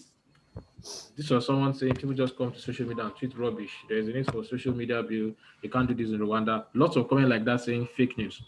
And then eventually became confirmed, and eventually the hospital suspended the prof, set up a panel that initially had a week, and then it was extended to 2 weeks, and then it is now forever, and we don't even know what the panel has decided. Story eventually confirmed, but a lot of people, when it was published, came on that thread to say fake news, including someone who was supposed to be both a journalist and a PR practitioner working for a governor in the South, I think, yes. And then all the name calling that followed. And eventually, I mean, it was confirmed that nobody could hide it again, that this was really a true story. So I think that's a big worry. Back to where I was, why fake news is booming. Sometimes people just want to help. We also need to realize, and this is the justification for training and retraining and dialogue. Sometimes people share fake news not because they want to, it just happens that they want to help. A former minister tweeted about an African country where food was shared in line with the principles of social distancing. I mean, she wanted to help. It turned out that it was false, but it was clear there was no malice. Sometimes people just want to help and they don't verify, and they share content online. And then this is the time when people realize that online news consumption is at an all-time high. The recent report by NBS, clearly for all of the major telcos, while they recorded a decrease in revenue from voice calls, they also recorded an increase in revenue from data usage. So people are talking less on the phone in practice because people have lesser and lesser disposable income. But the same set of people, because they need information, because they understand that information is crucial to survival in these times, they then go out of their way to subscribe for data. And that knowledge that everyone is active, a lot of people are online, means people are trigger happy, so to say, when it comes to sharing news. People want to feed into that activity to boost their profile, to earn income, to earn relevance, to earn clouds, for whatever reason. Since I'm speaking, more about influencers than journalists, I thought to share why influencers have to be extremely careful. I particularly don't like that word, social media influencer. I don't. I'm not a fan of that word, but I do realize that there are people who there are career professionals who seem to have good following. Doesn't change the fact that a doctor can have a high following. Doesn't change the fact that the person is a doctor. And I don't like when it seems that the person is viewed more in the light of the social media following than in the light of his competence in his job. But at the same time, I understand there are people who spend their time building influence on social media, which is not the biggest, it's not the worst thing to want to do with one's life. But joining these two people together, oftentimes influencers are people who have earned public trust. Somehow, you don't get 30, 40, 50,000, 100,000, 500,000 people to follow you for nothing, you know. And even when influencers go wrong, the reality is that it emphasizes the fallibility of every one of us, because it's not by happenstance that they got there in the first place. It means that they had certain things going for them, and if they can fall, it means that we all then have to be careful. Oftentimes, there are people who have earned public trust, who have earned legitimacy. If anyone wants to push fake news, it is just natural that the person wants to ride on legitimacy, wants falsehood to ride on legitimacy to gain a semblance of um, of correctness. And then a lot of times, those followers are loyal, sometimes blind. In their eyes, their social media influencers can do no wrong. And then they have a reach that is deep, sometimes beyond some newspapers. Um, I have tweeted stories before and seen newspapers tweet the same stories, and I saw bigger traction on my side. I've seen one or two other people tweet stories. But I've had cases where one or two journalists did stories for stories that were funded by a particular newspaper, tweeted the story, got more traction on their own Twitter pages than on the official Twitter channels of that newspaper, which means that we are in times when it's not enough to say, oh, my story by ABC newspaper has been published. There is a lot of impact that can happen when social media reach is mixed with a nice platform. And it means that influencers have to be wary. Unfortunately, there are some errors that are inconceivable, wrong photos. I personally am very extremely hesitant with sharing photos that did not emanate from me. I'm extremely hesitant. And because there are quite a number of influencers who are not journalists, they may not even be aware that a simple Google reverse image search exposes fake pictures. And it's the same with videos. And I think that nobody, should get into a point where they have shared photos or videos that turned out false, because those ones are the easiest to verify. In a few months back, when relations were tense between South Africans and Nigerians, there's a certain video that was shared about fire, about the Nigerian that was attacked. Meanwhile, that happened, it was a case of fire incident in, I think, India. A simple Google reverse video search would have settled the matter. Same with the photo, the social media, social distancing photo about sharing of food in Lesotho that I talked about.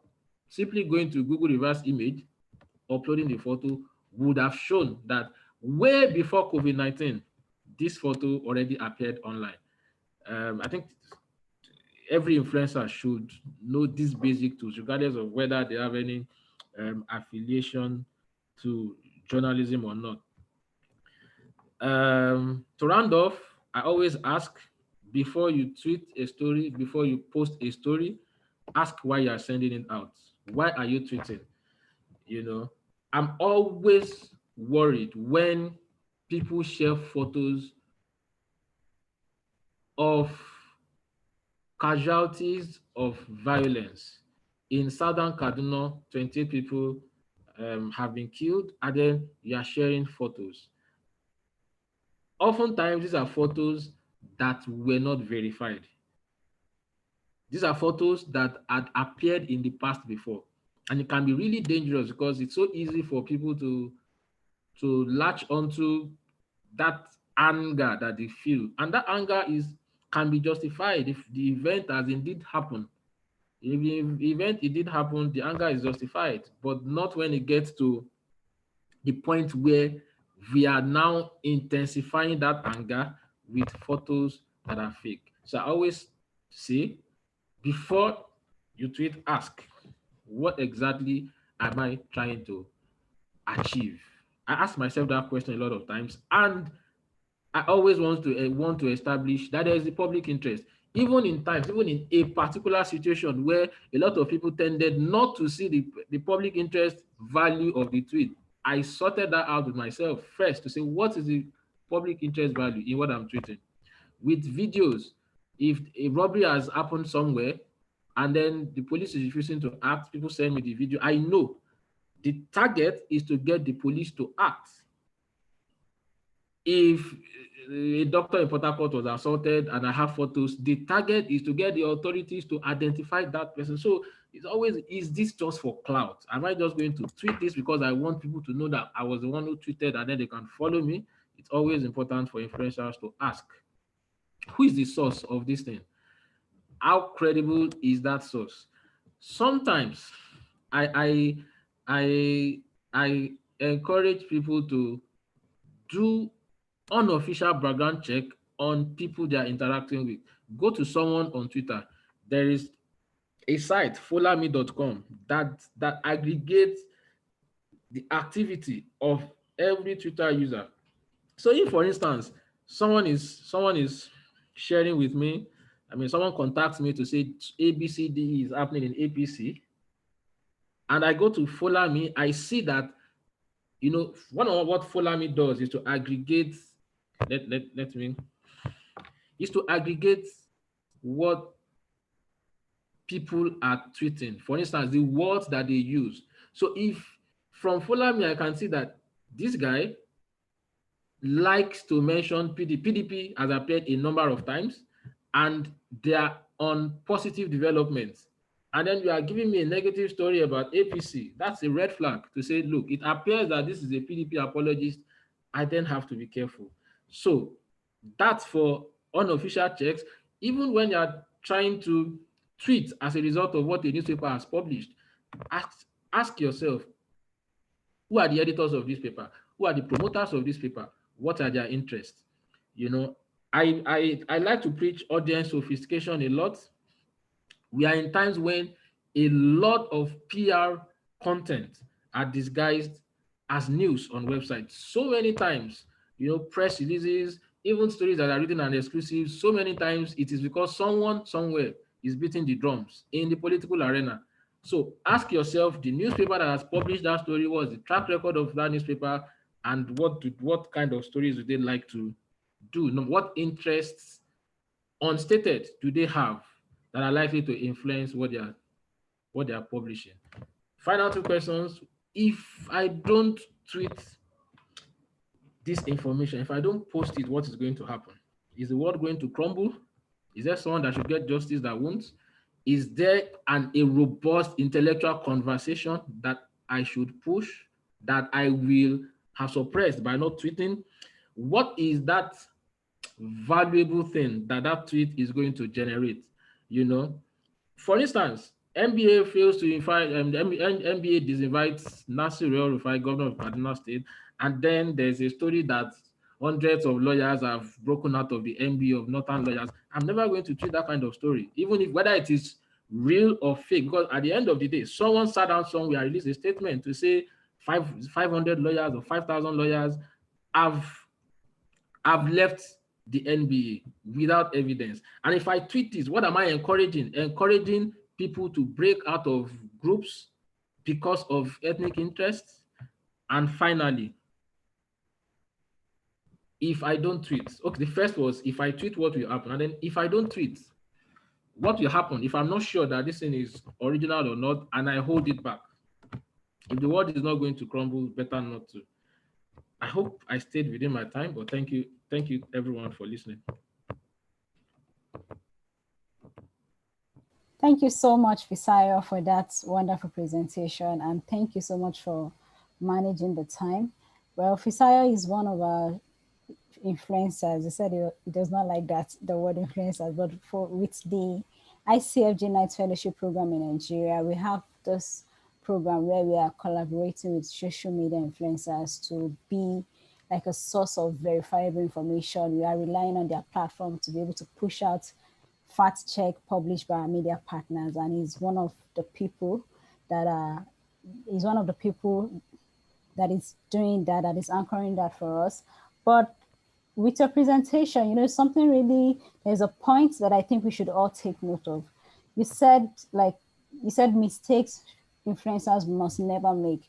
I think it's applicable to everybody. Like if you have a social media account, these are mistakes that you should never make. You don't even need to have a large crowd, but taking basic steps to just verify pictures, verify image, or verifying video is part of our own responsibilities as people who consume and share information on social media.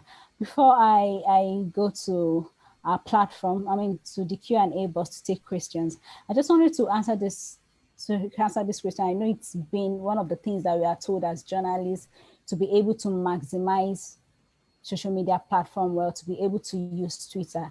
And I know you're a very busy journalist, from sometimes many journalists, we don't have the time. So how have you been able to navigate the space of being an investigative journalist to becoming someone who commands a large space on social media platform, especially on Twitter? What did you have to put in some deliberate effort, or did you have to do some training? What are the tricks, like if I'm permitted to use that word, that you apply to building your social media influence as a journalist on Twitter? I won't really say there are tricks. I would just say in these two things. First is that after my prison story, I discovered that quite a number of people started to trust my work more. Felt if this guy went undercover, police cell for 5 days, prison for 8 days just to uncover a story, this guy must really be passionate about this job and this country and a saner society. So people started to voluntarily approach me with information that I then had to verify. So that's one. I think it's one story that tended to draw people my way. And then the second was that at the start of the pandemic, I adapted my work to social media. It wasn't intended. I just wanted to keep working. People were trusting me with information, and I just couldn't sit down. Thought, okay, fine, let me just do it on Twitter. And it sort of gained traction. So I always say the tricks are to keep working, to keep striving for excellence, and to be flexible. The only thing I did was just to adapt my work to the times and understanding that people were spending lots of time on social media and then reporting. A few newspapers approached me and said, write for us and we'll pay you. And I said, no, I want to adapt my work in this season to the times. On how difficult it is to run a normal life as a journalist, with social media activity, it's quite tough. It's just about planning. If I want to put up a thread tomorrow, I write it tonight. I wake up in the morning when my brain is fresh. I edit it again. I put it out, and I disappear. I rarely tweet up to 4 times a day. Very rarely. I just put out one tweet or two, and go about my, because at the end of the day, I am still a journalist. I'm not a social media influencer. I'm a journalist, and journalism is more important than social media activity, even though I recognize that social media, a good social media following will help to achieve the aims and objectives of journalism, because I don't want to write for myself. I want to write for impact, and that impact cannot happen if nobody gets to read my work. And these days, social media helps to achieve that. Okay.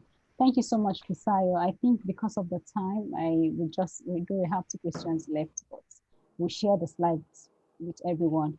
If you can have Mr. Dayo Ayeton with the closing remark. Yeah, Mr. Dayo is on. Yes, thank you very much, Anna. I sincerely, because we had fears that the minister, who we know has state functions, and we know exactly what he's supposed to do today, would leave us midway. But I see that he's still here. Honorable Minister, I'll sincerely want to thank you on behalf of the ICIR, on behalf of the Icfj, on behalf of all the panelists, and on behalf of all of us who have been part of this event. I'd like to say a warm, heartfelt thank you to you for your contributions. You did provide a number of things. I'm sure that the newspapers will be abuzz tomorrow about a number of significant interventions you made today, including, calling on NUJ, the Nigerian Guild of Editors, or the NPAN, to formally present a position for, or maybe something like a request, a proposal for intervention for the media to government. You also talked about, the fact legislation is tricky. It's controversial, whether legislation will work or not. But of course, you also talked about persuasion and cooperation. I thank you so much. I also want to thank all the panelists. I particularly want to thank Anna of Icfj, who is, we are proud of the work she's done, whether at the Nation or at Africa Check, or now working as a fellow with ICIJ. Thank you very much, Anna, for putting this together. For all the ICIR Fact Check Hub family for putting this together, we want to say thank you. For all of us, at a point I saw that there are 95% or more on this at this event. I want to say thank you. I hope that the conversation doesn't end here. I know that newspaper reports will come out. I'm sure that we will come up with a position paper, something like a communique, which will be invaluable to researchers, to students of journalism, to practicing journalists, and so on. Thank you very much, everyone. I know that we're all busy, so we can go attend to other things. God bless you all. Thank you so much, everyone, for joining us. Thank you, Mr. Ayeton, for that wonderful closing remark. And please, for Kemi and Freeborn Jerry, you can just tweet at Fisayo. I'm sure you have time to address your questions. Like, you can connect with him on Twitter. We want to appreciate our attendees for joining this webinar. And to those who made things happen behind, Yinka, ICIR, from Oyin, thank you so much for your effort. And also, this event is being live streamed on ICIR YouTube and Facebook channel, and also on the Fact Check Hub. So please, you can catch up and you can get all the information. And please also share the link with people so we can all learn and gain insight from this. It's been a wonderful time. Thank you for staying with us. We appreciate our attendees. And hopefully next time when we invite you, we'll be able to have your good response. Sorry, so please, before we round off, can I quickly have a group photo of the panelists? Our social media will like to have that. Okay, group photo of the panelists. So panelists, please, can you switch on your camera? Can you turn on your camera? Honorable Minister, maybe he's not on his seat. He must be busy, because I suspected that he would have had to leave us long before now. So Yinka, at least you'll get his name. So that's enough evidence that he was in our midst. So you can do this.